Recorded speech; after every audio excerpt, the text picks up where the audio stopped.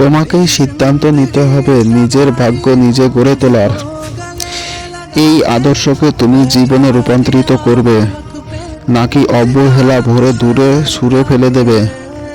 মন তোমার, তাই তোমাকেই ঠিক করতে হবে। তুমি সকলের আগে এগিয়ে যাবে, না সকলের পেছনে পড়ে থাকবে? দূরে যে লক্ষ্য তার কাছে পৌঁছাবার চেষ্টা করবে, নাকি এখন যেখানে আছো সেখানেই পড়ে থাকবে? এগিয়ে চলার এই আদর্শ তুমি গ্রহণ করতে পারো, আবার বর্জনও করতে পারো, কিন্তু তুমি ভুলে যেও না এই পৃথিবীতে তোমারও কিছু করার আছে।